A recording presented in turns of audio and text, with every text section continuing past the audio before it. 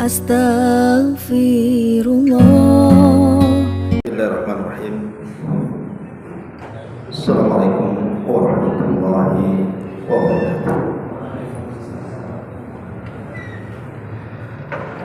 Bihamdillah wassalatu wassalamu ala rasulillah wa ala alihi wa sahbihi wa mawalah wa la hawla wa la quwwata illa billahi wa ba'd.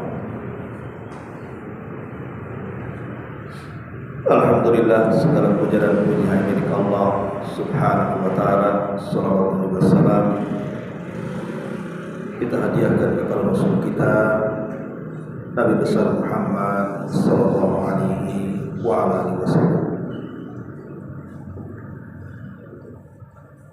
Ma'asyiral muslimin wal muslimat, hadirin dan hadirat rahimani wa rahimakumullah. Malam ini kita akan membahas sebuah pembahasan tentang masalah dosa. Sebagaimana yang sudah kita pahami bahwa tidak ada manusia yang memiliki 100% kebaikan.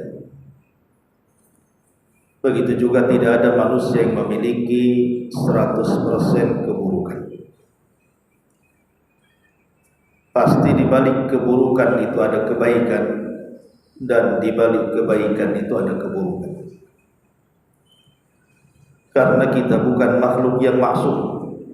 Yang maksum hanyalah Nabi sallallahu alaihi wasallam. Makanya Nabi sallallahu alaihi wasallam mengatakan, kullu bani Adam khata'u wa khairul khata'ina tawwab. Setiap anak Adam itu pasti terjatuh kepada kesalahan,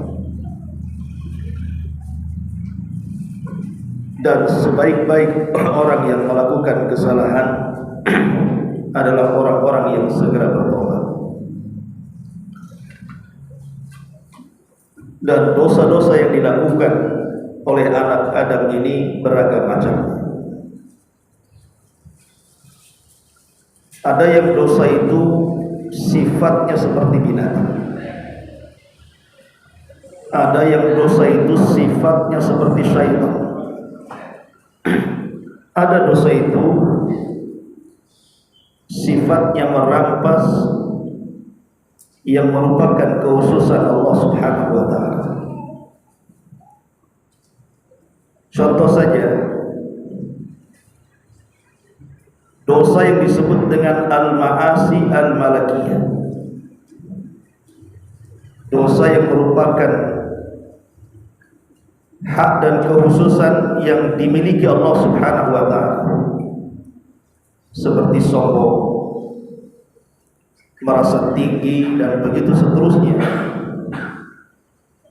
Ini dosa-dosa yang merampas hak yang khusus bagi Allah Subhanahu wa ta'ala. Karena yang berhak sombong itu hanya Allah. Manusia tidak berhak sombong. Yang berhak meninggikan dirinya hanya Allah. Manusia itu dituntut untuk tawadhu. Ataupun ada dosa itu yang bersifat syaitaniyah,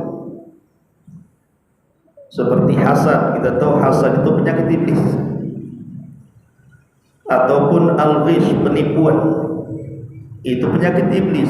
Dan iblis lah yang menipu Adam sehingga memakan buah larangan, makar, dan yang semacamnya. Atau dosa itu juga sifatnya sabuiyah. Sabuiyah itu seperti binatang buas, seperti menumpahkan darah, kemudian juga menekan yang lemah, dan begitu seterusnya. Atau seperti binatang ternak yang hanya melampiaskan hawa nafsunya saja. Hidupnya hanya untuk makan, minum, tidur, melampiaskan syahwat, dan tidak ingat ibadah. Jadi dosa itu macam-macam. Ada yang kecil, ada yang besar. Yang besar juga bertingkat-tingkat. Tapi yang ingin saya katakan adalah, ulama mengatakan ada umur perkara tu'azzimu biha saghairul ma'asi. Ada perkara-perkara yang bisa mengantarkan dosa-dosa kecil dari maksiat itu menjadi besar dan sulit ditinggalkan. Tentu ada alasannya kenapa orang itu sulit meninggalkan dosa, dan kenapa dosa kecil itu dengan beriringnya waktu menjadi besar. Pertama, al-israru wal muwadhabatu 'alal maksiyat. Karena maksiat itu justru digemari dia. Ketika seseorang melakukan kemaksiatan, kemudian dia merasa lezat dengan maksiatnya dan dilakukan terus-menerus, maka meskipun awalnya dosa itu kecil, tetapi akan menjadi besar. Itulah yang dikatakan oleh Umar bin Khattab radhiyallahu an, la saghirata ma'al istimrar. Tidak ada dosa kecil kalau dilakukan besar, dilakukan terus-menerus pasti jadi besar. Ini yang pertama. Kemudian yang kedua, istisgharul maksiat, menganggap remeh dosa. Apalagi sudah membagi-bagi dosa. Ini kan dosa kecil saja, belum sampai dosa besar. Justru kita katakan bahwa harusnya jangan sekali-kali kita membagi-bagi dosa. Ini kecil, ini besar. Tapi hendaklah dia melihat kepada siapa dia berbuat dosa. Sebab kalau sedikit-sedikit membagi, ini kan dosa kecil, ini dosa besar, ini kan belum sampai ke yang besar, maka selamanya dia tidak bisa meninggalkan dosa karena tertipu dengan pembagian. Kemudian yang ketiga, as-sururu bil maksiyat, merasa senang dengan maksiat. Bahkan ada orang yang bermaksiat itu bangga pula dia, bangga sudah melakukan kemaksiatan. Ada orang habis mabuk itu bangga habis sekian botol. Ada orang yang berzina itu bangga saya dapat gadis yang cantik. Ada orang yang habis pukul itu bangga karena merasa kuat. Alhamdulillah. Ada orang-orang yang senang dengan maksiat. Kemudian juga yang nomor 5, al-mujaharatu bil maksiat, suka melakukan dosa terang-terangan. Kalau dosa terang-terangan saja dilakukannya, macam mana pula sembunyi-sembunyi? Sementara dosa sembunyi-sembunyi saja luar biasa itu efeknya, karena pahala dia akan gugur tanpa sadar.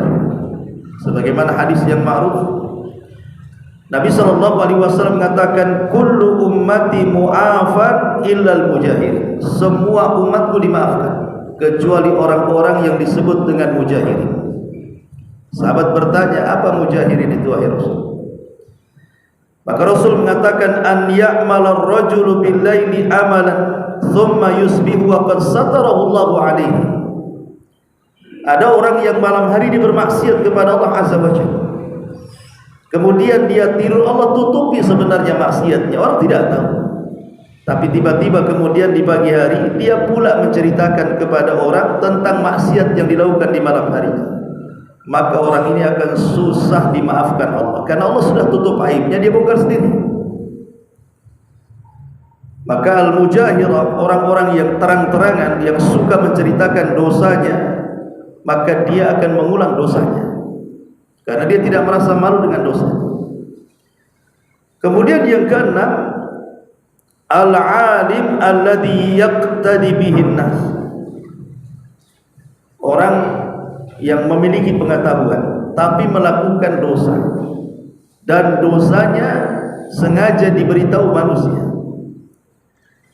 Maka orang yang seperti ini tentu berbeda, walaupun dosanya sama dengan yang dilakukan orang lain. Tapi kalau dilakukan orang yang mungkin punya wibawa, seorang thalabul ilmi, ataupun mungkin seorang ustaz, ketika bermuamalah dia menipu umpamanya, atau masih melakukan riba, itu akan dicontoh, bahkan dijadikan dalil. Si anu saja pakai gamis tuh main riba juga. Si anu tuh tengok ketika muamalah nipu orang juga, uang saya dibawa dia. Padahal saya tak pakai gamis, dia pakai gamis katanya. Yang nipu itu yang pakai gamis-gamis itu, wah ini kan bahaya. Jadi kalau seorang thalabul ilmi harusnya memberikan contoh, malulah dengan baju dia, malu dengan penampilan.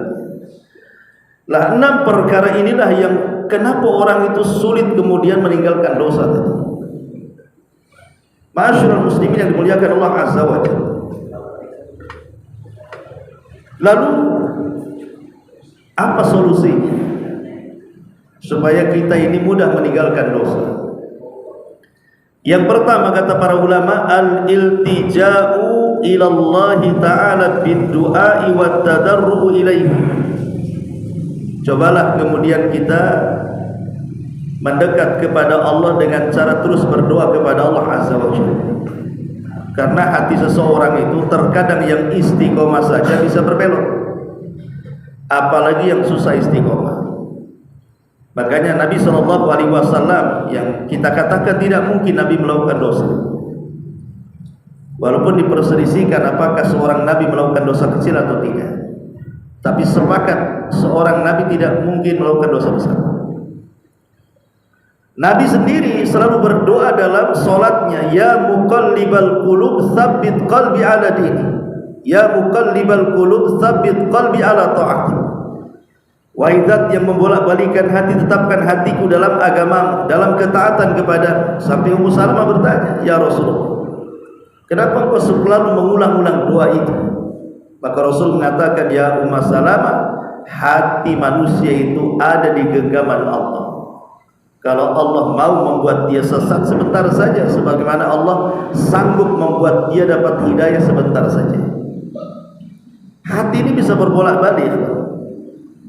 Makanya lihat kisah yang dulu pernah saya ceritakan tentang seorang muhaddis ahli hadis, namanya Imran ibn Khattab. Siapa yang tidak kenal di zamannya ulama besar Imran ibn Khattab ini, bukan thalabul ilmi, ulama. Tergoda dengan seorang wanita cantik, anak dari pamannya.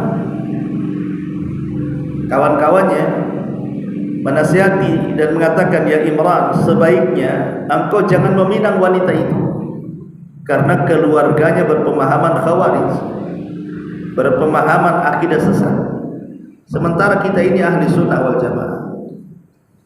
Kemudian dia mengatakan, tidak mengapa, kalaupun saya menikah anak gadisnya, saya akan coba mempengaruhi mereka sehingga keluar dari paham sesatnya dan kembali kepada ahli sunnah. Itu maksud dia bagus. Tapi setelah menikah, betul-betul menikah, bukannya dia menarik keluarganya dari pemahaman sesat kepada ahli sunnah, malah dia yang tertarik pula. Dia pula yang menjadi tokoh khawarij sampai meninggal. Artinya bahwa hati manusia itu yang bolak-balikan Allah Subhanahu wa ta'ala. Ada seorang muadzin di zaman dulu. Dia azan di atas masjid. Di zaman dulu kan belum ada corong kayak gini kan. Jadi kalau azan itu naik ke atas supaya terdengar suaranya. Di depan masjid itu ada gereja. Rupanya di gereja itu ada seorang biarawati cantik sekali.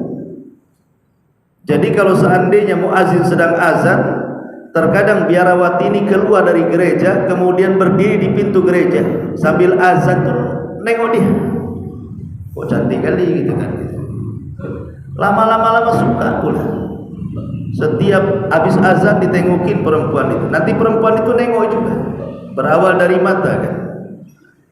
Akhirnya cobalah kemudian satu waktu mendekati gadis itu, terjadi komunikasi, akhirnya jatuh cinta.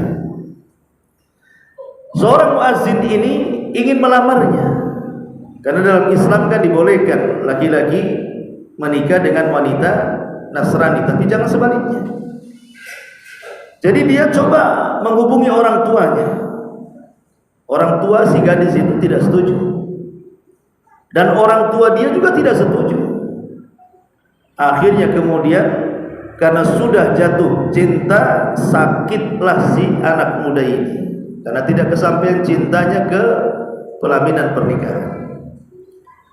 Dan semakin hari semakin memarah sakitnya itu. Sampai akhirnya orang tuanya minta bantuan gurunya supaya menasihati dia.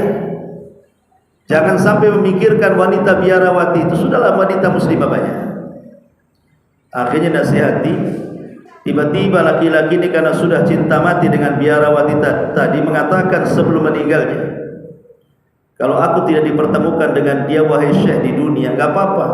Moga-moga Allah mempertemukan aku di akhirat. Kata syekhnya ini, mustahil, agamamu beda.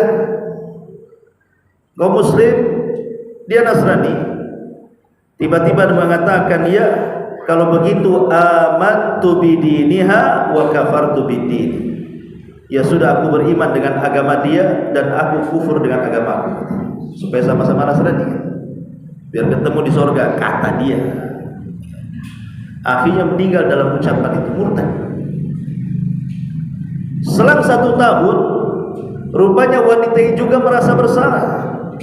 Akhirnya jatuh sakit juga.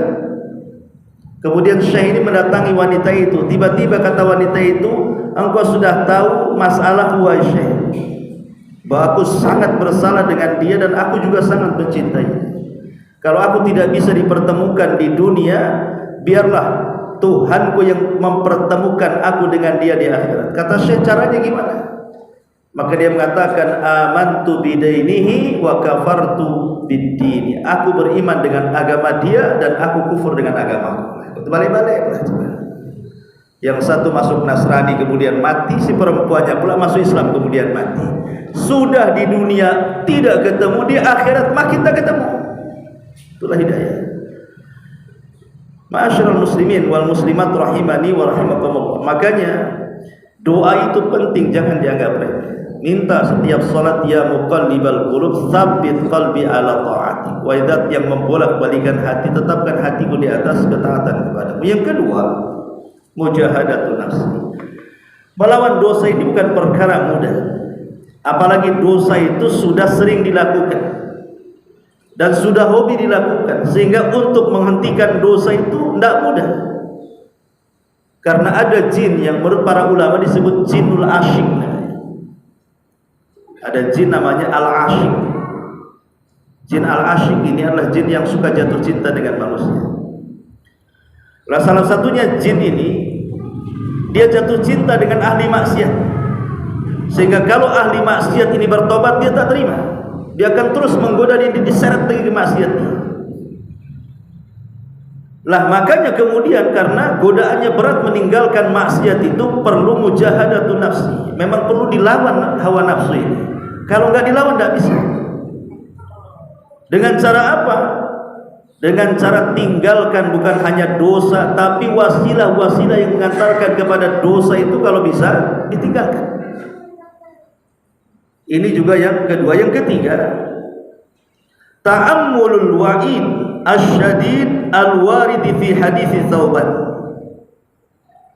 Hendaklah seseorang memikirkan sebuah ancaman berat yang terdapat dalam hadis Tsauban yang dikeluarkan oleh Imam Ibnu Majah dan disahihkan oleh Syekh Nasiruddin Al-Albani dalam kitab Sahih Ibnu Majah. Nabi sallallahu alaihi wasallam bersabda, la a'lamanna aqwaman min ummati ya'tuna yaumal qiyamati bihasanati amthali jibali tihamati bayda fayaj'aluha Allahu haba'an manthura. Sungguh aku akan beritahu, kata Rasul, sebuah kaum, dan kaum ini termasuk umatku, nanti datang pada hari kiamat membawa pahala sebesar gunung Tihama, tapi Allah hancurkan pahala itu sehingga tidak tersisa sedikit pun. Sahabat atau Tsauban mengatakan, ya Rasulullah, sifhum lana. Rasul sifatkan siapa kaum itu. Kenapa di awalnya membawa pahala sebesar gunung Tihama, ketika dihadapkan kepada Allah tiba-tiba pahala itu lenyap? Sifatkan mereka, siapa mereka wahai Rasul, supaya kami tidak seperti mereka. Maka Nabi SAW katakan, amma innahum ikhwanukum wa min jildatikum wa ya'khuduna minal laili kama ta'khudun. Mereka sama dengan kalian, bahkan sama kulitnya juga dengan kalian, bahkan mereka juga rajin sholat malam sebagaimana kalian juga rajin sholat malam. Tapi penyakitnya satu, walakinnahum aqwamun idza khalau bimaharimillahi tahaquha. Tapi mereka sebuah kaum, kata Rasul, yang kalau sedang bersendirian antara dia dengan Allah Subhanahu wa taala, dia pun merobek kehormatan itu dengan cara bermaksiat yang tidak ada yang tahu kecuali dengan dia dengan Allah saja. Maksiat tidak terang-terang, maksiat sendiri-sendiri. Memang manusia tidak tahu, tapi Allah tahu. Justru maksiat yang tidak terang-terangan inilah yang akan menghancurkan dosa, pahala puasa sunnah kita, pahala sholat malam kita, pahala zikir dan baca Quran kita. Seperti apa contohnya? Ya hari ini mudah dicontohkan. HP yang di tangan antum itu, HP di tangan antum itu. Mungkin zaman dulu belum ada HP, hanya orang-orang tertentu saja yang pegang HP, kayaknya cerdas sekali orang itu mainkan HP kan itu. Nah, sekarang sudah semua cerdas lah. Anak kecil aja bisa, bayi aja bisa main HP sekarang. Karena ibunya ngasih HP masalah. Ikhwan, ada orang yang mengatakan, oh anak saya cerdas, lebih cerdas daripada saya orang tuanya. Dia tahu semua aplikasi-aplikasi apa, saya tak paham, Ustaz, ini orang awam, tapi anak saya cerdas. Jadi kalau bisa main HP itu disebut cerdas kalau sekarang. Ikhwan, oke lah dia cerdas. Tapi para ulama mengatakan kecerdasan itu, secerdas apapun manusia, kalau tidak ada kejernihan hati pasti sesat. Orang kalau cerdas tapi tidak ada iman dalam dadanya, pasti dia sesat, bahkan membahayakan. Betapa banyak orang-orang cerdas, bukan hanya dia itu membahayakan bagi diri dan bagi agama dia. Mungkin dia tidak murtad dari agamanya, tapi dijauhkan dari agamanya. Karena Rasul yang mengatakan kan bahwa satu maksiat itu kan satu titik dosa, satu titik yang akan ditempelkan di hati itu satu maksiat. Jadi setiap satu dosa itu satu titik hitam dalam hati kita. Loh, handphone ini berapa maksiat di sini coba? Berapa maksiat? Kita nengok handphone ini, nanti bentar-bentar tengok aurat, bentar-bentar tengok gambar-gambar yang tidak pantas, nanti bentar-bentar tengok berita hoax, bentar-bentar apalah di situ kan. Coba bayangkan kalau satu dosa satu titik maksiat dalam satuan kita tongkrongi handphone itu udah ribuan maksiat di situ tuh. Berapa titik hitam tuh yang nempel di hati kita. Makanya betapa banyak gara-gara handphone bukan hanya digosokkan hatinya dengan titik hitam, bisa murtad orang itu. Banyak orang-orang murtad gara-gara handphone. Mungkin ada acara-acara kristenisasi itu apa kan, seorang pendeta atau apa sedang ceramah, dengerin ustadznya tadi dengerin. Ya lama-lama betul juga ajaran mereka. Ini bahaya karena di luar agama kita ini mereka berusaha untuk menghalang-halangi kita dari jalan Allah Subhanahu wa taala. Contoh yang lagi viral ini saja. Coba datang paus dari Vatikan, tiba-tiba dilarang azan. Kalau yang melarang itu orang non muslim, ya lakum dinukum waliyadin. Memang kalian menganggap ajaran kami sesat, sebagaimana juga kami menganggap ajaran kalian juga sesat kan gitu ya. Masing-masing menganggap kami yang paling benar kan. Lakum dinukum waliyadin. Kalau gitu sudahlah, agama kalian konsumsi dengan keyakinan kalian, biarkan agama kami konsumsi dengan keyakinan kami. Tapi yang kemudian membuat aturan supaya jangan suara azan itu kemudian dilantunkan, diganti pakai teks gitu kan. Ini bukan orang non muslim, justru pakar-pakar Islam, maksudnya titelnya itu sudah doktor, profesor gitu kan, dan dia seorang muslim dengan dalih ini toleransi dari mana? Justru ketika kita tidak mengganggu mereka tidak mengganggu kita, di situ toleransinya. Jadi aneh di sini kan. Belum kemudian belakangan waktu kemarin Agustusan heboh masalah jilbab. Terus kemarin juga heboh di rumah sakit mana dilarang jilbab. Ini kan dia tidak paham bahwa kita ini mayoritas Islam di sini. Tapi betul kata sabda Nabi SAW bahwa di akhir zaman, kata Rasul, umat Islam itu seperti nampan yang berisi makanan dikeroyok oleh orang-orang lapar. Coba kalau ada orang lapar tengok nampan isi makanan, diserbu tidak? Diserbulah, namanya lapar. Kata Rasul, seperti itulah kaum muslimin di akhir zaman akan diserbu seperti nampan dengan orang-orang yang lapar itu. Lah kaum muslim itu nampannya. Orang-orang yang lapar ini di luar daripada Islam akan menyerbu kaum muslim. Sahabat bertanya, Rasul, amin qillatin nahnu yauma idzin? Apakah kami sedikit waktu itu wahai Rasul sehingga kami diserang dari berbagai macam arah? Kata Nabi SAW mengatakan, bal antum yauma idzin katsirun, bahkan jumlah kalian jauh lebih banyak dibandingkan musuh kalian. Ya seperti negeri kita lah kan, kita lebih banyak. 90% negara kita ini mayoritas muslim kan. Yang non muslim itu 10% lah anggaplah, dari berbagai macam agama. Tapi kenapa kemudian setiap kebijakan itu tidak menguntungkan kaum muslim, justru menguntungkan mereka? Kenapa umat yang mayoritas seolah-olah mampu ditekan oleh umat yang minoritas? Maka sahabat pun heran ketika itu, bertanya kepada Rasul, apa penyebabnya? Maka Nabi SAW mengatakan penyebabnya karena sudah terjangkit di antara umat ini penyakit al-wahnu. Kemudian Rasul menjelaskan apa penyakit al-wahn, kelemahan itu. Kata Nabi SAW, hubbud dunya wa karahiyatul maut, karena terlampau cinta dunia dan takut mati. Ya boleh jadi mungkin sudah sogok sana sogok sini kan itu ya. Akhirnya ya mau saja, yang penting ada duit, baik kita akan dukung. Kan repot ya. Walaupun menyalahi agama, menyalahi aturan-aturan agama, main tabrak saja kalau ada dunianya. Nah ini kan menjadi sebuah kenyataan. Makanya penting mujahadatun nafsi. Kemudian yang ketiga, yang mengingat tentang ancaman yang sangat berat tadi. Kemudian yang keempat, istisharu muraqabatillahi azza wa jalla. Berusaha untuk merasakan keberadaan Allah di tengah-tengah kita. Merasakan keberadaan Allah di tengah-tengah kita, bahwa Allah itu selalu memantau kita. Nabi SAW pernah ditanya Jibril dalam hadis yang panjang yang disebut dengan hadis Jibril. Kalau antum pernah membaca kitab Arba'in Nawawi atau menghafalnya, maka hadis kedua setelah innamal a'malu binniyat itu adalah hadis Jibril. Dan hadis Jibril itu induk semua hadis, sama dengan Al-Fatihah itu induk semua Quran.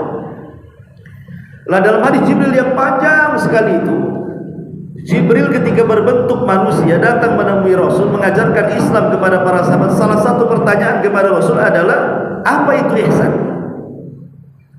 Maka Nabi SAW mengatakan, ihsan itu anta'budallaha ka'annaka tarahu fa in lam takun tarahu fa innahu yaraka.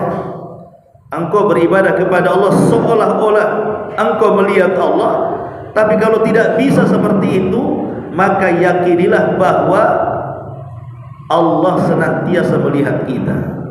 Artinya tanamkan dalam hati kita, dalam setiap perkara itu, kehadiran Allah di tengah-tengah kita.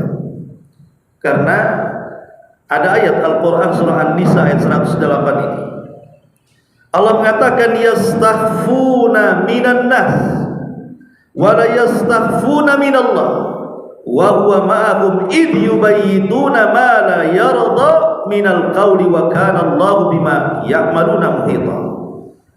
Mereka dapat bersembunyi dari manusia, tapi mereka tidak dapat bersembunyi dari Allah.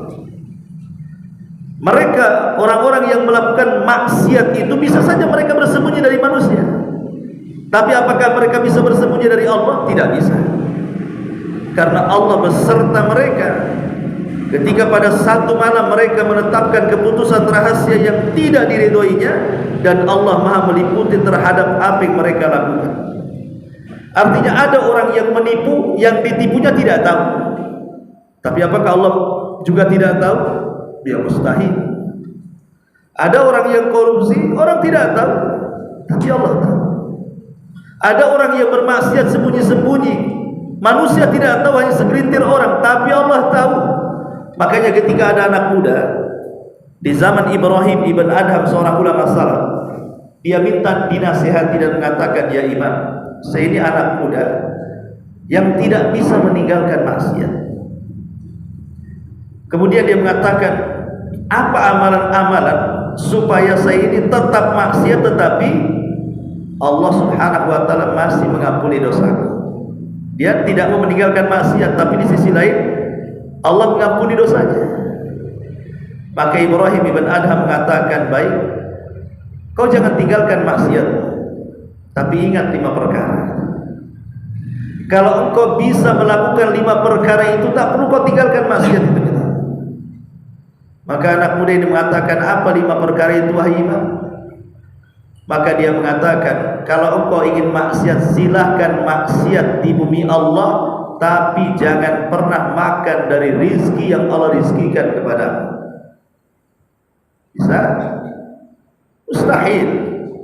Semua yang kita makan rizki Allah, semua yang kita minum rizki Allah, tempat tinggal milik Allah, semua bumi ini milik Allah.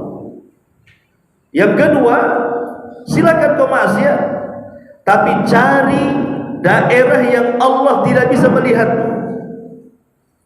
Cari daerah yang tidak bisa melihat. Mungkin mustahil mau maksiat di gua sekalipun Allah tahu. Kemudian yang ketiga, silakan kau maksiat, tapi ketika datang malakul maut, maka engkau ngomong dengan malakul maut, tunggu dulu, jangan kau cabut nyawaku dulu, biar aku tobat dulu. Bisa? Seperti siapa itu Magufron bisa berkomunikasi dengan malaikat gitu ya. Kalau bisa, silakan saja. Kalau seandainya engkau tidak bisa, kau silakan maksiat, tapi cari bumi yang bukan milik Allah. Tak ke planet mana terserah kan.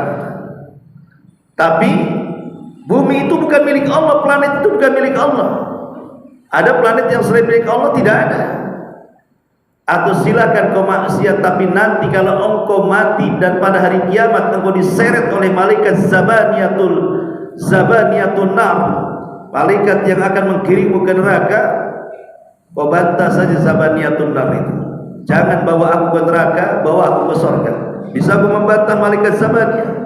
Kalau bisa silakan maksiat. Maka anak muda ini merenung sesaat, 5-5-nya mustahil wahai syekh. Kalau begitu tinggalkan maksiat. Ma'asyiral muslimin wal muslimat rahimani wa rahimakumullah. Ini yang keempat, hadirkan Allah dalam kehidupan kita. Kemudian yang kelima, tadzakkarul maut law annahu jaa'a wa huwa fi hali fi'lil ma'siyati wartikab adzambi. Cobalah ingat mati. Karena biasanya orang yang diingatkan dengan kematian itu mudah bertobat biasanya. Tapi orang kalau dilupakan dengan kematian, maka lagunya nanti. Kapan lo tobat? Nanti. Makanya kita lihat ini sebagai faedah saja. Kenapa orang-orang kafir yang hidupnya mungkin 20 tahun, 30 tahun kemudian meninggal, tapi kalau di akhirat masuk neraka nggak pernah keluar lagi dari neraka? Padahal maksiat sebentar di dunia, tapi kalau masuk neraka nggak akan keluar lagi. Kenapa? Kayaknya tidak adil. Masa umpamanya ada orang kafir baru balik lah, anggaplah baru balik umur 15 tahun laki-laki. Mungkin dia baru hidup 5 tahun di dunia, tapi dia kafir, tidak muslim, tiba-tiba mati. Karena mati di atas kekafirannya, maka dia harus masuk neraka. Dan keyakinan kita kaum muslimin, dia tidak akan keluar lagi dari neraka. Masa dosa 5 tahun menjadikan kekal di neraka? Mana keadilan? Harusnya kalau 5 tahun bermaksiat, dia 5 tahun di neraka, ketika dikeluarkan lagi. Tapi tidak. Kenapa? Karena Allah Maha tahu bahwa orang-orang kafir yang masuk neraka itu, kalau mereka dikembalikan ke dunia, paling beriman sesaat, nanti kafir lagi. Makanya Allah mengatakan di dalam Al-Quran, lau ruddu la'adu limanu'an. Kalau mereka dikembalikan ke dunia, pasti mereka kafir lagi. Logikanya begini. Kita saja di dunia, ada orang-orang itu yang kalau kita nasihati, kapan kamu taubat? Jawabnya apa? Tunggulah, saya kan masih muda. Nanti kalau sudah usia saya mungkin 50 tahun lah saya akan taubat. Kadang-kadang sebelum sampai 50 tahun udah mati. Oke lah, Allah kabulkan permintaan dia bahwa engkau akan bertobat di usia 50 tahun. Allah kasih itu 50 tahun. Sudah sampai 50 tahun tak tobat-tobat juga kan? Dulu kamu janji kalau 50 tahun usiamu akan tobat, kok kayaknya masih makin tua-tua keladi nampaknya. Artinya apa? Ada orang-orang yang punya keinginan ingin tobat kan, di usia muda yang ketika dia asik-asiknya maksiat, kemudian dia punya keinginan nanti kalau sudah 50 tahun saya akan bertobat. Saya pasti akan bertobat. Setelah 50 tahun tak tobat-tobat juga rupanya. Atau ada orang yang umpamanya dia bermaksiat, tiba-tiba mungkin datang bala kepadanya, entah penyakit. Wah, waktu sakit dia angan-angannya pengen tobat. Sudah sembuh, lupa dia, maksiat lagi kan. Lah itulah kenapa orang kafir seperti itu. Karena Allah tahu kalau seandainya itu kan keinginan mereka saja, ya Rabb, kalau Engkau kembalikan kami ke dunia, pasti kami akan beriman kepadamu. Iya, cita-cita kau di neraka. Karena tak tahan dengan siksa kan. Nanti dibalikan ke dunia, kamu kok maksiat lagi kan begitu. Lah sama seperti itu tuh. Ya. Jadi ada orang itu yang angan-angannya saja pengen tobat, kenyataannya enggak sebenarnya. Lah dari sinilah maka obat penyakit seperti ini tadzakurul maut. Cobalah ingat akan mati. Makanya seorang saya bercerita, pernah dia membawa ahli maksiat ke kuburan. Jadi ingin nasihati ahli maksiat, anak muda yang ahli maksiat, oleh syekh ini dibawa ke kuburan. Kemudian ketika sampai di kuburan saya bertanya, kira-kira kalau engkau mati, kemudian setelah kau mati Allah hidupkan kembali ke dunia, cita-cita apa? Ini Allah wafatkan kamu, habis itu orang-orang menguburkan kamu, tiba-tiba kamu dihidupkan kembali ke dunia, kira-kira cita-citamu apa? Dia mengatakan, ya Syekh, saya ingin bertobat. Kalau itu kejadian, saya ingin bertobat katanya. Benar kau ingin bertobat? Iya Syekh.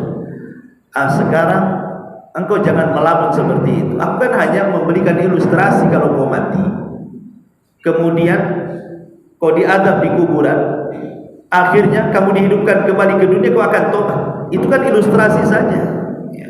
Sekarang engkau masih hidup di dunia dan belum mati, dan kau akan mati kan gitu. Kenapa kau tidak bertobat? Lah terkadang manusia itulah kadang-kadangnya keinginan tobat itu hanya sekedar angan-angan saja. Lah yang menghilangkan angan-angan itulah tadzakurul maut. Cobalah ingat mati dan ingat mati. Kemudian yang nomor 6, tadzakur ma'adallahu li ibadihi shalihin. Ingat juga bahwa kehidupan ini hanya sesaat di dunia. Cobalah ingat apa yang Allah akan janjikan kepada kita kelak di akhirat. Selain ingat mati juga ingat apa yang Allah janjikan. Karena Allah sudah menjanjikan kepada kita, kalau orang-orang itu bermaksiat kepada Allah dan Rasulnya, janjinya sudah jelas ada pada hari kiamat. Tapi kalau orang-orang itu beriman dan beramal soleh, janjinya juga sudah jelas, pasti diberikan surga dan kenikmatannya. Makanya ada istilah para ulama, orang yang ingat mati dan kejadian setelah kematian, maka yang lapang akan menyempit dan yang sempit akan melapang. Apa maknanya? Yang lapang akan jadi sempit, yang sempit pula jadi lapang. Contohnya begini, kalau ada orang kaya, orang sukses, diberikan dunia di dunia, kemudian ingat akan mati, maka kekayaan bagi dia itu jadi kecil. Kalau mati nggak akan dibawa juga kekayaan itu, ya kan? Pasti kecil kan? Bahwa dunia itu tidak sebagaimana angan-angan dia. Kalau sudah ingat mati itu pasti dunia itu akan mengecil tuh. Paling kalau aku mati pun paling kecil mungkin kain kafan yang di badan. Tapi sebaliknya terkadang yang sempit jadi luas. Contoh, ada orang miskin ya, ini kebalikannya. Ada orang miskin di dunia susah, langsang, tidak pernah senang. Tapi dia ingat mati, bahwa kematian itu bagi orang yang beriman sudah menanti sorga, yang kenikmatannya tidak pernah dilihat mata, didengar telinga, terlintas di otak manusia pun tidak. Maka dia akan lapang. Gak apa-apalah saya susah di dunia, toh nanti juga akan masuk surga. Lapang jadinya kan. Jadi bagi orang kaya, mengingat kematian itu akan mengecil, sehingga dia tidak akan tertipu dengan kekayaannya. Bagi si miskin, kalau ingat mati itu tidak akan sedih dengan kefakirannya. Makanya itulah pentingnya tadzakur al-maut dan juga apa yang Allah siapkan setelah kematian. Kemudian juga luzum at-taqwa, kata para ulama. Luzum at-taqwa, senantiasa takut kepada Allah Subhanahu wa taala. Umar bin Khattab radhiyallahu anhu pernah bertanya kepada Ubay bin Ka'ab radhiyallahu anhu, "Ya Ubay, saya ingin tanya kepadamu, apa makna takwa itu?" Maka kemudian Ubay bin Ka'ab mengatakan, "Ya Amirul Mukminin, pernah enggak kau berjalan di sebuah jalan yang di jalan itu penuh dengan paku, beling, duri, macam-macam yang membahayakan kaki? Kira-kira wahai Amirul Mukminin, kalau engkau berjalan nemu jalan yang seperti itu, penuh dengan paku, beling, duri dan macam-macam, apa yang kau akan lakukan di situ?" Maka Umar mengatakan, "Pasti aku akan singkirkan pakaianku dan aku akan berhati-hati supaya tidak menginjak satu paku, beling, duri atau apapun yang akan menyakiti kakiku," kata. Maka Ubay bin Ka'ab mengatakan, itulah takwa. Itulah makna takwa. Artinya apa makna takwa kok diibaratkan seperti itu? Ya ibaratnya kalau seandainya paku, beling, duri dan yang semacamnya itulah maksiat-maksiat, keharaman-keharaman. Kalau bisa jangan pernah diinjak itu maksiat dan keharaman. Jadi orang yang meninggalkan yang haram itu sama dengan berhati-hati jangan sampai terinjak duri. Itulah pengertian takwa menurut Ubay bin Ka'ab radhiyallahu anhu. Dan Ali radhiyallahu anhu juga pernah ditanya, "Wahai Ali, apa itu takwa?" Maka Ali radhiyallahu anhu mengatakan, takwa itu al-khaufu minal jalil wal amalu bitanzil wal isti'dadu liyaumir rahil wal qanaatu bil qalil. Jadi kata Ali radhiyallahu anhu, takwa itu rasa takut yang ditanamkan kepada al-jalil, Allah Subhanahu wa taala. Kemudian dari rasa takut itu terlahir amal. Akhirnya dia pun mengamalkan apapun yang diperintahkan dan berusaha menjauhkan apapun yang dilarang. Kemudian dari amal itu terlahirlah persiapan. Bahwa saya akan mati, saya harus persiapkan. Kemudian dari persiapan lahirlah qanaah. Qanaah itu artinya redha dengan semua pemberian. Baik Allah kasih banyak, alhamdulillah. Baik Allah kasih sedikit, alhamdulillah ala kulli hal. Inilah kemudian makna daripada makna takwa. Kalau kita memahami makna takwa ini, maka kata para ulama ini salah satu yang bisa menjauhkan kita dari dosa. Kemudian yang nomor 8, ijtinabu amakinil maksiat wa asdiqai su'. Jauhi tempat-tempat maksiat. Sebab tempat-tempat maksiat ini asalnya mungkin tidak masuk ke tempat itu, tapi sengaja pengen tahu, lewat dulu lah gitu. Pengen tahu saja, lewat dulu. Awalnya lewat dulu, ya lewat gitu. Nanti besok lewat lagi. Besok penasaran berhenti nengok-nengok ya kan? Besoknya coba masuk. Besoknya dia pula beli tempat itu. Ada seorang anak muda, ahli ilmu, seorang yang soleh, talabul ilmu. Satu hari dia ingin mencari pekerjaan. Akhirnya kemudian dapatlah dia melamar di sebuah perkapalan. Kapal ini kebetulan antar negara mengangkut barang. Diterima dia jadi karyawan di kapal itu. Karena terbiasa dia ketika di darat biasa, ke masjid biasa, muazzin, biasa jadi imam. Jadi kebiasaan itu dibawa ke kapal. Jadi nggak pernah di kapal itu ada orang azan tiba-tiba dia azan. Tidak ada orang sholat dia pula sholat. Tidak ada orang baca Quran dia baca Quran. Jadi orang-orang yang di kapal lama-lama tertarik. Akhirnya mau ikut sholat di belakang dia, mau ikut sholat di belakang dia. Akhirnya alhamdulillah, mulai sedikit-sedikit tobatlah orang kapal. Tetapi ketika kapal ini bersandar di India, di situ pas memang pulau berhentinya kapal itu dikenal dengan pulau maksiat di situ. Pulau penuh dengan maksiat, judi, pelacuran, prostitusi, macam-macam di situ maksiat. Intinya memang pulau rusak. Ketika teman-teman yang biasa maksiat, ya turun biasa saja. Tapi anak muda ini tak mau turun, takut imannya luntur. Kawan-kawannya narik-narik, ayolah, tak mau. Ini tempat haram, ini tak mau saya. Kalau engkau ingin maksiat, kalian sudah biasa. Gitu. Jadi ajak-ajak kawannya pun tak mau. Akhirnya kawan ninggalin dia sendirian di kapal tuh. Dia maksiat di luar. Setan datang sama anak muda ini. Penasaran, apa yang dilakukan kawan-kawannya sebenarnya?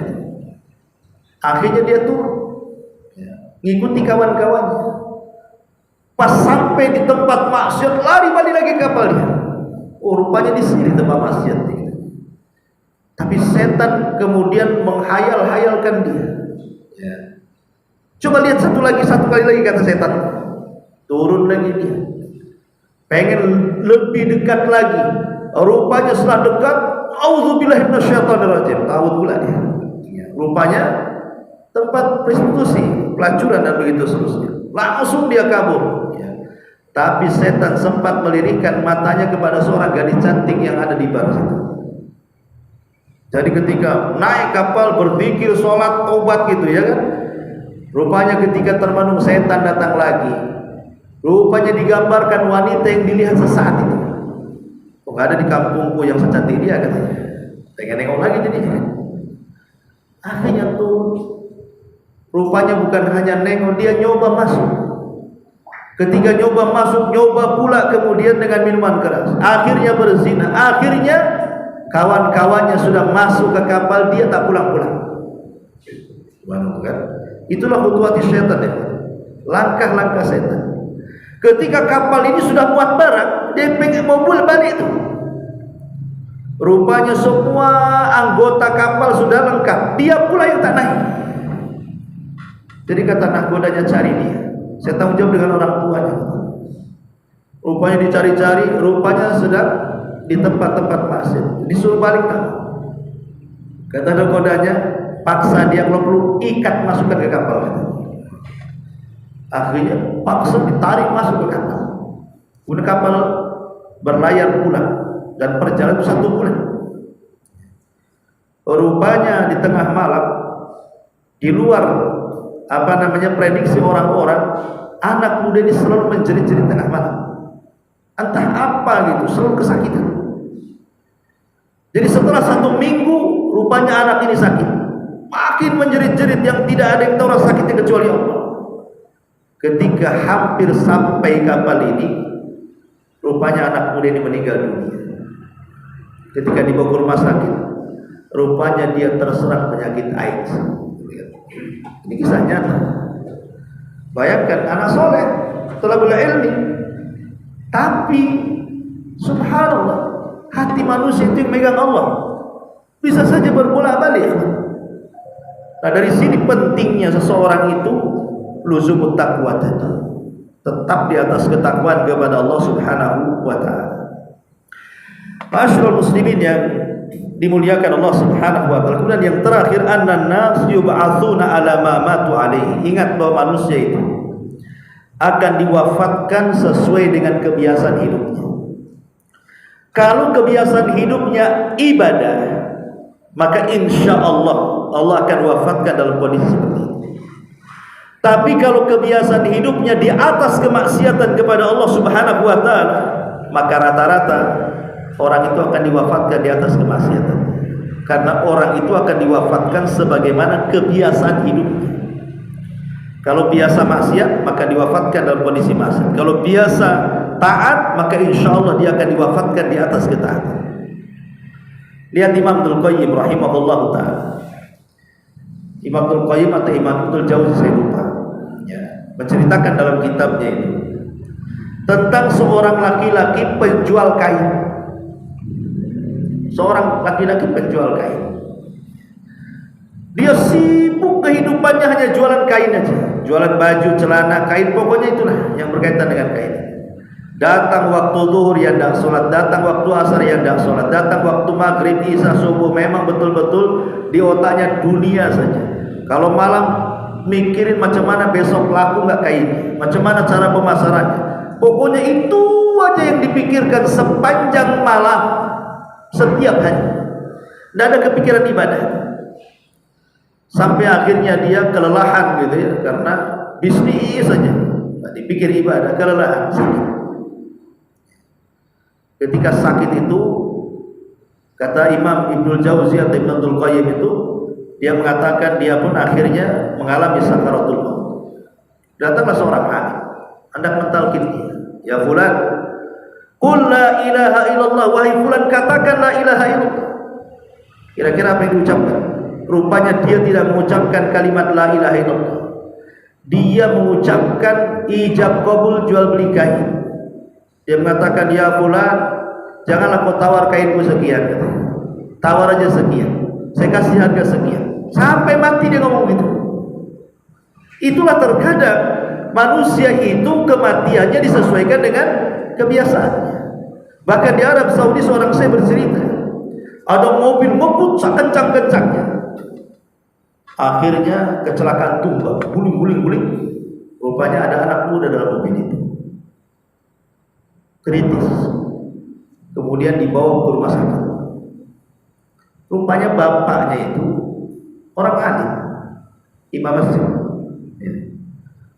Akhirnya kemudian dihabari bapaknya seperti itu, ya namanya anaknya mati kecelakaan tunggal. Subhanallah, sedih bapak. Kemudian karena dia sedih tidak tahan, dia telepon kawan yang sama-sama syekh juga lah di sana, supaya mentalkin anaknya ada di mustasfa, di rumah sakit. Ketika ditalkin, ya syabab, ya fulan, qul la ilaha illallah, katakan kalimat la ilaha. Rupanya anak muda ini tidak mengucapkan kalimat la ilaha illallah. Yang diucapkan apa? Rupanya anak ini salah pergaulan, masuk pada pergaulan bebas, orang tuanya datang. Dia sudah masuk narkoba, dia masuk mabuk-mabukan, dia berzina, orang tuanya datang. Padahal orang tuanya imam masjid, seorang alim. Ya. Orang yang tuanya juga nggak tahu, karena kalau di rumah ya nampaknya baik-baik saja gitu ya. Kalau keluar rumah rupanya jahat gitu. Jadi saat detik-detik wafatnya ketika ditalkin, bukan la ilaha illallah yang keluar dari lisannya, dia sebutkan nama gadis-gadis yang pernah dizinai dan dibokingnya, ada sampai puluhan gadis, dan yang terakhir itulah yang disebut setelah itu meninggal. Masya Allah, ya. Nah ini harus diperhatikan, jangan sampai kemudian kita seperti ibrah kisah-kisah ini. Oke lah, mungkin kalau kisah-kisah ini kan bukan dalil juga. Oke, bukan dalil, tapi yang jelas bahwa Nabi mengatakan bahwa seseorang itu akan dibangkitkan ala ma mata alaihi, sesuai dengan kebiasaan sebelum mati. Sama dengan orang pikun. Orang pikun itu dia akan ngomong sebagaimana kebiasaan ngomong sebelum pikunnya. Kalau sebelum pikunnya dia kagetan, kemudian ngomong jangkrik, kalau kaget itu kan, nanti pikun gitu juga tuh, jangkrik juga yang keluar tuh. Kalau sebelum pikunnya, kalau dia kaget tuh yang jorok-jorok yang keluar, nanti ketika pikun itu juga yang ngomong dia. Tapi kalau sebelum pikunnya dia baca Quran, dia berzikir, dia apa, maka setelah pikunnya pun begitu juga yang dilakukan. Maka kematian pun kurang lebih seperti itu. Ya, ini juga di antara kata para ulama poin di mana cara-cara bertobat kepada Allah Azza wa Jalla. Aqwalus salaf. Kita masuk pada perkataan salafus saleh. Qala al-Fudail Iyad, berkata Fudail ibn Iyad rahimahullah ta'ala. Fudail ibn Iyad ini dulunya seorang perampok, perompak padang pasir. Fudail bin Iyad terkenal, nama dia kalau disebut saja semua orang takut. Kalau sudah masuk ke areal wilayah kekuasaan dia, itu paling hati-hati para pedagang itu. Karena mesti mereka akan dirompak gitu ya, dan tidak segan-segan membunuh. Entah apa yang mengilhami Fudail ini. Dia jatuh cinta dengan seorang budak wanita, kebetulan cantik ya. Malam-malam naik dia ke atas genteng ke rumah budak itu, ke rumah tuannya, hanya ingin melihat jariyah itu, budak wanita yang cantik itu. Naik dia ke atas genteng, diintip. Rupanya sang jariyah budak wanita ini sedang sholat malam. Kemudian terdengarlah dia membaca Quran dalam sholatnya. Ayat yang dibaca adalah alam ya'ni lil ladzina amanu an tahsha'a qulubuhum bi dzikrillah wa ma nazala minal haq. Tidakkah sampai usia-usia yang sudah panjang kembali mengingat Allah dan apa yang Allah turunkan kepadanya. Jadi dibaca ayat ini, masuk pula ayat itu ke hati Fudail. Habis itu dia hampir terjatuh, kemudian dia turun pelan-pelan. Dan setelah dia mendengar ayat itu dibacakan oleh orang yang dicintainya, berhentilah maksiatnya, kasih hidayah. Kemudian dia bernazar ingin i'tikaf di Masjidil Haram dan tidak akan pernah pulang sampai betul-betul Allah mengampuni dosanya. Akhirnya dia pun dari Syam, dari Baghdad, dia jalan kaki, bayangkan, ke Mekah. Dan dia i'tikaf di Mekah, kemudian belajar kepada ulama-ulama Mekah, tidak pernah pulang bertahun-tahun sampai jadi ulama besar. Udah dikatakan. Setelah jadi ulama besar, betul-betul dia terkenal zuhudnya, waronya, ahli ibadahnya luar biasa.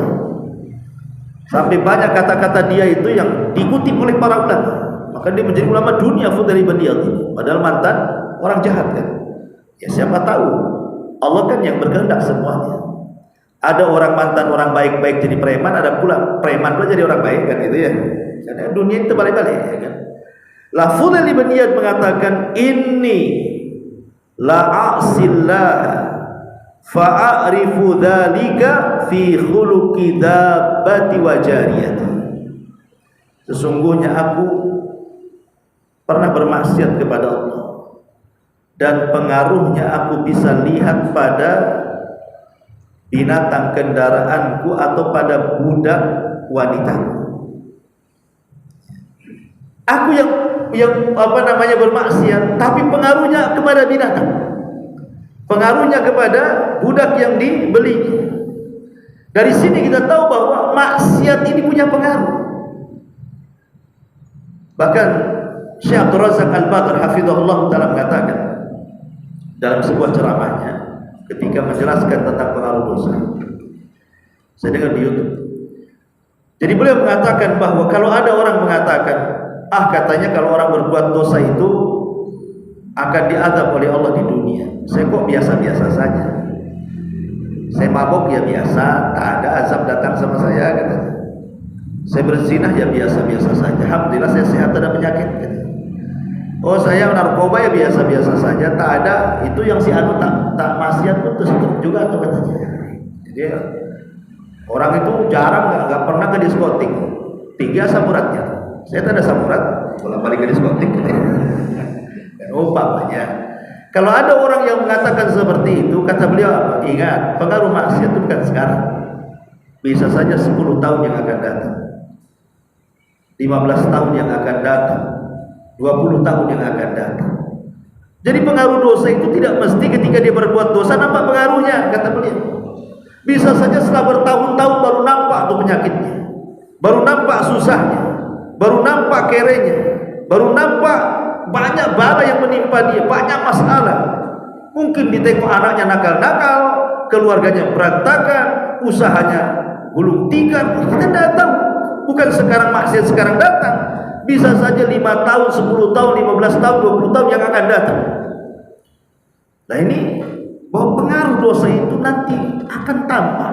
Ada yang dibayar cash, ada yang diakhirkan di dunia, ada juga yang kelak diakhirkan di akhirat. Itu hanya istidraj saja.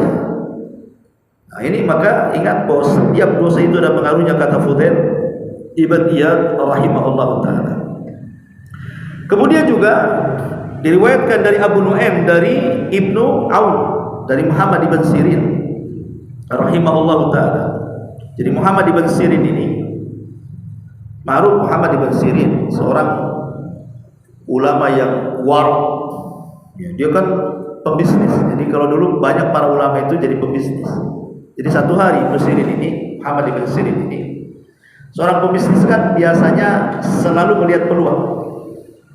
Seorang pembisnis itu otaknya melihat peluang. Jadi satu hari Muhammad ibn Sirin ini melihat peluang. Ini di pasar lagi kelangkaan minyak. Karena dia pembisnis minyak zaid, minyak goreng lah kalau istilah kita. Jadi dia habiskan modalnya untuk mengulang minyak sebanyak-banyaknya. Habiskan duitnya, mungkin kalau sekarang udah miliar lah dia habiskan duitnya. Karena ada peluang di sini. Walaupun dia beli banyak pasti laku, gitu maksudnya.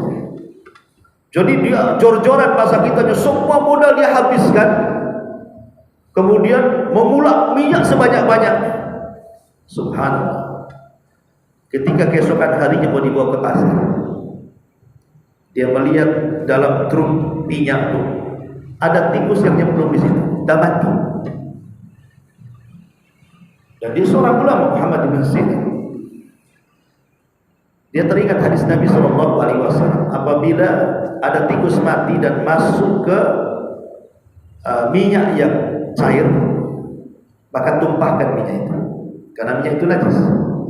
Tapi kalau seandainya bangkai tikus itu jatuh ke minyak yang jamat seperti mentega, itu kan tidak cair, maka potong daerah yang kena, masih bisa dipakai yang lainnya. Jadi Muhammad ibn Sirin teringat dengan hadis itu, langsung ditumpahkan itu satu drum minyak sebanyak-banyak itu, ditumpahkan. Akhirnya dia bangkrut gara-gara itu. Kalau antum di posisi Muhammad ibn Sirin, kan tinggal dibuang tikusnya, dibawa ke pasar. Mana ada orang tahu orang pasar bahwa minyak itu pernah ada tikusnya? Emang dicium jemaah ini ada bawa tikus nih? Mana tahu? Itu kalau kita tidak pernah waro kan gitu. Bahkan yang nggak ada tikusnya aja dikasih tikus kadang-kadang, bakso tikus. Kadang-kadang juga ditangkap tikusnya dijadikan bakso. Ya. Jadi Muhammad ibn Sirin dituang tuh, saking waroknya, bayangkan. Akhirnya bangkrut gara-gara itu. Tapi itulah ulama. Ya, mereka takut dosa, walaupun bangkrut daripada dia dosa. Apa kata Muhammad ibn Sirin di sini? Dia mengatakan, annahu lamma raqibahu dainun irtamma lidzalika faqala inni la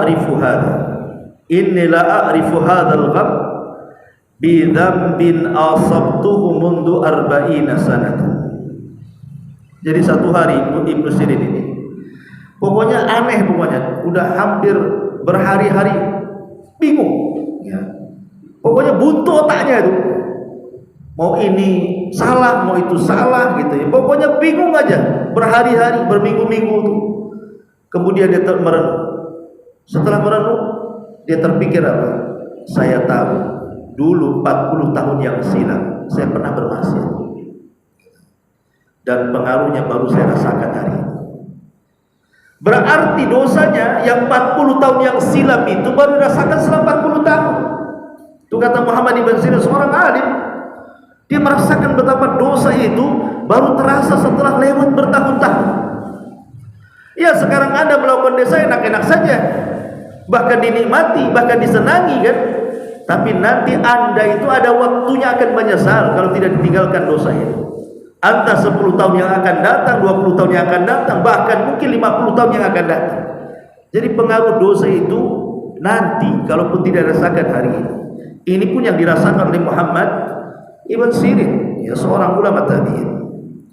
Ma'asyiral muslimin wal muslimat rahimani wa rahimakumullah. Kemudian juga Imam An-Nawawi rahimahullah telah mengatakan, qala ulama, berkata para ulama, at-taubatu wajibatun min kulli dzambin.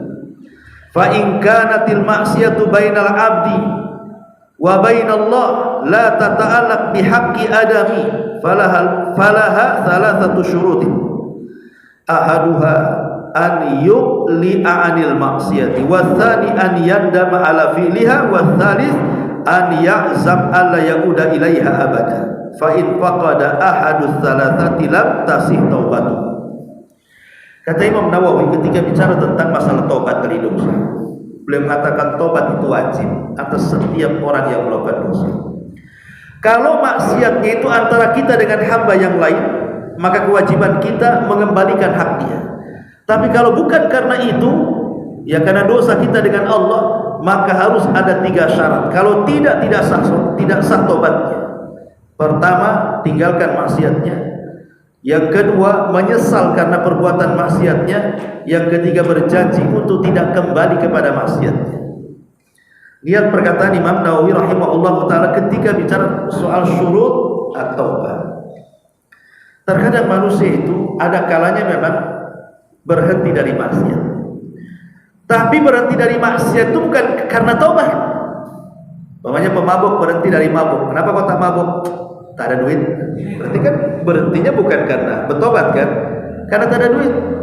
Kenapa kau lagi malam ini? Aduh, lagi bokeh nih. Malam ini tobat. Bukan, kalau ada berangkat juga kan gitu. Ada orang yang memang berhenti dari maksiat itu bukan faktor tobat, ya kan? Atau mungkin tidak ada duit, faktornya yang lain. Kenapa tak maksiat malam ini? Aduh, encok saya, sakit pinggang. Duit ada tapi pinggang sakit, tak jadi berangkat. Ya. Jadi ada faktor karena sakit gitu ya, karena memang tidak ada biaya, karena faktor malas. Bukan faktor tobat. Lah yang seperti ini tidak dapat pahala gitu, karena meninggalkan dosanya bukan karena tobat. Tetapi yang betul-betul mendapatkan pahala itu ya kalau memang betul-betul meninggalkan dosanya karena 3 syarat ini. Kalau 3-tiganya terkumpul maka diterima tobatnya. Tapi kalau hanya 1 saja terkumpul atau 2 saja terkumpul belum dikatakan tobat. Jadi 3-tiganya harus betul-betul terkumpul dalam taubatan nasuha. Kemudian juga ulama salaf yang lainnya mengatakan, Al-Imam Ka'ab Al-Akhbar. Ka'ab Al-Akhbar ini seorang pendeta di zaman Umar, masuk Islam. Ya, kemudian baik Islamnya. Ka'ab Al-Akhbar mengatakan, "Innama tazalzalal ardu idza umila fiha bil ma'asi, fatara'ada faraqat minar rabbi jalla jalaluhu an yattali'a 'alaiha." Kata beliau, terkadang bumi ini bisa gempa, lini atau semacamnya. Itu karena di atasnya ada orang yang melakukan maksiat. Di atasnya ada orang yang melakukan maksiat. Karena bumi itu sangat takut dengan Allah Subhanahu wa taala, maka bumi akan menampakkan pengaruh maksiat orang yang berada di atasnya. Ingat ketika kita melihat ada di tempat-tempat saudara kita yang ada di Padang, yang ada di Jogja, yang ada di Lombok, yang ada di manalah yang pusat-pusat gempa di Aceh dan begitu seterusnya. Kan kita sering kita saksikan. Bahkan ada pengumuman dari BMKG atau apa nanti Jawa itu akan tenggelam apa gitu kan, kita mendengar kan, karena lempengan-lempengan yang bergerak atau apa namanya, baik tektonik atau vulkanik, istilah-istilah gempa. Sebenarnya kalau kita melirik secara syar'inya, kenapa terjadi gempa? Kalau pakar-pakar fisika atau orang-orang cerdas itu ya kan, yang punya alat-alat itu pasti alasannya cuma satu, apa? Bergesernya atau bergeraknya lempengan-lempengan bumi, ya kan? Paling itu saja. Kalau berkaitan dengan gunung ya vulkanik, kalau laut tektonik, kan istilah mereka kan gitu. Kita katakan tidak salah penelitian itu, tapi lempengan-lempengan bumi dan bergerak atau bergesernya lempengan bumi itu kan tidak mungkin dia bergeser dengan sendirinya, tidak mungkin bergerak dengan sendirinya sehingga terjadi gempa. Berarti ada yang menggerakkannya kan? Masa dia bergerak sendiri? Mesti ada yang menggerakkan. Iya, memang sebabnya lempengan itu yang bergerak, tapi sebab itu kan ada yang mendatangkan sebab. Ada musabibnya yang menjadikan lempengan itu bergerak. Yang menggerakkan itu Allah. Kenapa Allah gerakkan? Maka Allah Subhanahu wa taala berfirman dalam Al-Qur'an ya, bahwa zaharal fasadu fil barri wal bahri illa bima kasabat aydin nas. Bahwa kerusakan yang terjadi di langit, di daratan dan di lautan itu karena ulah-ulah tangan maksiat hamba Allah, manusia-manusia. Jadi sebenarnya kalau kita tarik benangnya, terjadinya gempa, terjadinya tsunami, terjadinya angin puting beliung, banjir di mana-mana, itu karena maksiat sebenarnya. Karena maksiat. Coba kalau semua manusia bertakwa dan beriman, apa yang terjadi? Allah yang mengatakan juga dalam Al-Quran, walau anna ahlal qura amanu wattaqau la fatahna alaihim barakatin minas sama'i wal ardh. Kalau seandainya penduduk negeri itu beriman dan bertakwa, kami turunkan berkahnya. Gak mungkin ada gempa, gak mungkin ada banjir, gak mungkin ada tsunami kalau sudah berkah. Walakin kadzabu, tapi karena mereka berdusta, fa'akhadnahum, kami pun azab mereka. Jadi sebab utama musibah itu dosa sebenarnya. Ya, itu sebab utamanya dosa. Adapun gerakan-gerakan yang mungkin sebab kecil itu, tapi sebab besarnya karena dosa, makanya Allah murka. Ma'asyiral muslimin yang dimuliakan Allah Azza, ini perkataan dari siapa? Imam Ka'ab al-Akhbar. Ya. Kemudian juga Abdullah bin Mas'ud mengatakan, innal mu'min yara dhunubahu ka'annahu qa'idun tahta jabalin yakhafu an yaqa alayhi wa innal fajir yara dhunubahu kadubabin marra ala anfi faqala bihi hakadha. Kata Abdullah bin Mas'ud, seorang mukmin itu kalau melihat dosa ibarat dia duduk di samping gunung yang mau meledak. Kira-kira lari atau tidak? Larilah. Kalau enggak ya tertimpalah sama gunung meletus itu. Itu seorang mukmin. Jadi melihat dosa itu seperti melihat gunung yang mau meletus, bukan mendekat, pasti menjauh. Tapi sebaliknya orang fasik, orang fajir, orang jahat melihat dosa seperti lalat yang menempel di hidung, ditepak, terbang sebentar, datang lagi, tebar sebentar, datang lagi. Ibarat kata tobat dengan tomat gitu ya. Kalau tobat ya memang betul-betul tobat. Kalau tomat itu tobat habis itu kumat, nah itulah tobat katanya. Tobat sebentar, kumat lagi, tobat sebentar, kumat lagi. Itulah orang fajir. Memang sebentar dia nyesel, tapi balik lagi. Ya. Sebentar lagi nangis dia, berbuat dosa lagi. Lah itulah orang fajir. Seperti lalat yang mau ditepak terbang sebentar, datang lagi dia. Ya. Nah, inilah bagaimana permisalan dari Abdullah bin Mas'ud radhiyallahu anhu. Dan yang terakhir perkataan Umar bin Khattab radhiyallahu anhu, dia mengatakan, tushikul qura an takhraba wa hiya amir. Qila wa kaifa takhrab wa hiya amira? Qala idza ala fujjarha abraraha wasadal qabilatu munafiquha. Kata Umar, hampir-hampir sebuah negeri itu akan roboh, padahal negeri itu lagi maju-majunya. Hampir-hampir sebuah negeri itu akan roboh, padahal negeri itu lagi di atas puncak kemajuan. Jadi katakan sama Umar, kok bisa negeri akan roboh tapi di satu sisi lagi puncak-puncak kemegahannya, kemakmurannya? Macam mana perkataanmu ini terbalik-balik wahai Amirul Mukminin? Maka Umar mengatakan, ya, kalau seandainya orang-orang jahat itu sudah lebih tinggi dibandingkan orang baik, atau kalau seandainya sebuah negeri itu yang memimpin adalah para munafiknya, ya. Kalau seandainya yang jahat-jahat itu mulai yang mengatur yang baik-baik, atau para pemimpinnya ada diatur oleh para munafik, sebentar saja negeri yang tadinya di atas puncak kejayaannya pasti sebentar lagi akan roboh. Kalau ambisi pemimpin itu hanya dunia, tapi dia menindas rakyatnya, sebentar saja itu. Ini perkataan Umar bin Khattab radhiyallahu anhu, dan ini semua adalah bicara soal pengaruh dosa. Wallahu a'lam bishawab. Ini sekiranya ada pertanyaan. Kita jawab dulu ya. Bismillah. Assalamualaikum. Afwan Ustaz, pertanyaan di luar tema. Bagaimana hukumnya jika kita melakukan sholat sebelum iqamah di masjid?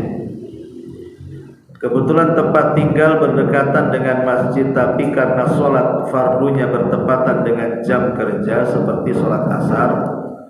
Pertanyaannya Ustaz, apakah sah sholat yang dilakukan karena salat sebelum selesai iqamah di masjid tersebut? Ya, salat itu ditentukan dengan waktu, bukan dengan qomat, bukan dengan adzan juga. Cuman rata-rata adzan pasti melihat waktu. Ya. Sekarang pamannya zuhur jam 12, adzan jam 11, sah salatnya? Tidak sah. azannya belum masuk waktu. Jadi sholat itu ditentukan waktu. Nah dari waktu ini kemudian adalah panggilan sholat disebut dengan azan. Makanya Allah mengatakan innas salata 'alal mu'minina kitaban mauquta, bahwa sholat bagi seorang mukmin itu ada waktu-waktu yang sudah ditentukan. Ada waktu-waktu, kalau zaman dulu belum ada jam, ya kan, pakai bancret. Atau tahu bancret? Letakkan satu tiang di tengah masjid, ya di halaman masjid. Biasanya kalau dulu tuh di halaman masjid ada tiang, ya kan? Lihat bayangannya biasanya. Kalau zuhur nanti matahari tergelincir ke arah barat, nanti ada bayangan di situ. Waktu zawal. Ya. Kalau bayangannya 2 kali dari bendanya, berarti masuk waktu asar. Kalau terkait orang dulu kan gitu ya. Ini lebih panjang daripada bendanya ini bayangannya. Ini udah masuk asar nih, karena matahari makin jauh. Otomatis kan bayangannya masih makin panjang kan. 2 kali daripada bendanya. Nah itu masuk waktu asar. Ya. Nanti ketika maghrib lihat safar. Ya. Orang dulu begitu. Orang dulu. Tapi orang sekarang kalau dikasih baca bingung deh. Masuk waktu nggak? Bingung deh. Karena nggak pernah belajar. Ya kan. Jadi akhirnya apa? Patokannya ke azan jadinya. Jadi ingat bahwa waktu masuk sholat itu bukan dari azan atau qomat, tapi dari waktu masuk. Dari waktu masuk, ya kan? Ya, tapi umumnya alhamdulillah negeri kita ini kan memang pemerintah kita mengatur jadwal sholat. Ya, ikut pemerintah. Kalau sudah azan berarti sudah masuk.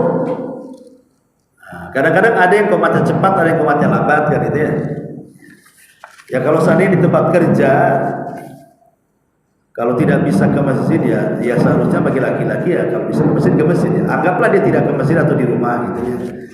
Maka kalaupun sudah azan maka sudah masuk waktu sholat. Walaupun belum qomat. Wallahu a'lam. Kecuali di masjid. Kalau di masjid ada qomat lah. Kan qomat itu kan nunggu imam. Masa antum sholat sendiri atau qomat? Ditertawakan orang. Baik, bismillah. Afwan Ustaz bertanya di luar tema lagi. Oh sampai. Sama berarti yang pekan lalu kan? Oh. Tadi masih lagi. Masih lagi. Ya jawabannya juga sama. Iya. Wallahu a'lam. Subhanaka bihamdika asyhadu an la ilaha illa anta astaghfiruka wa atubu ilaik. Wallahu ta'ala alam.